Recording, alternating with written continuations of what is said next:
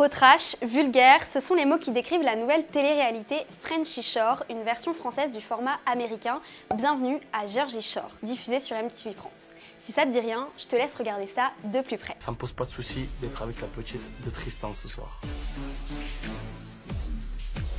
Tu trouves ça hardcore parce qu'Internet est mitigé et nous aussi, focus sur Frenchy Shore, les bons et les mauvais côtés. Le concept de Frenchy Shore, c'est 5 femmes et 5 hommes filmés jour et nuit dans une grande villa du Cap d'Agde où la fête, l'alcool et surtout le sexe sont illimités. En gros, Love Story à côté, à l'époque, c'était rien. Malgré le côté trash du programme, il y a quelques points positifs, oui. Déjà, on a enfin une représentation de la sexualité libre et ça, peu importe le genre ou l'orientation sexuelle. Je suis une femme trans.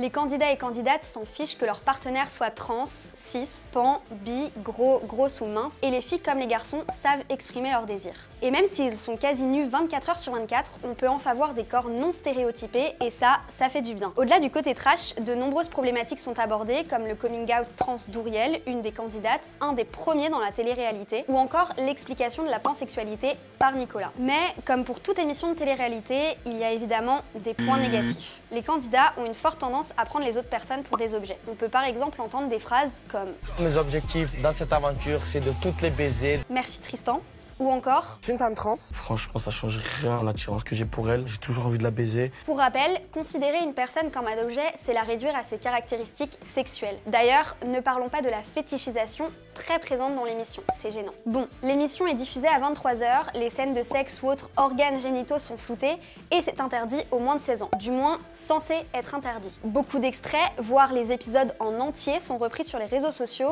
et notamment sur TikTok. La ministre de la Culture dit d'ailleurs s'inquiéter que Frenchy Shore puisse toucher un public si jeune. Dans plusieurs interviews, le producteur du show, David Massera, affirme cependant que tous les rapports sexuels étaient protégés. Pourtant, il n'y a aucune prévention dans l'émission. Sur l'alcool non plus, on peut voir les candidats et candidates boire du matin au soir et lors des clashs, ils sont souvent très éméchés. Bref, si on pensait que l'âge d'or de la télé-réalité c'était fini, on n'était pas forcément obligé d'aller dans cet extrême-là juste pour l'audience. Dites-nous en commentaire ce que vous pensez de cette émission et quel sujet vous voudriez qu'on aborde pour les prochains épisodes de Focus. Bye!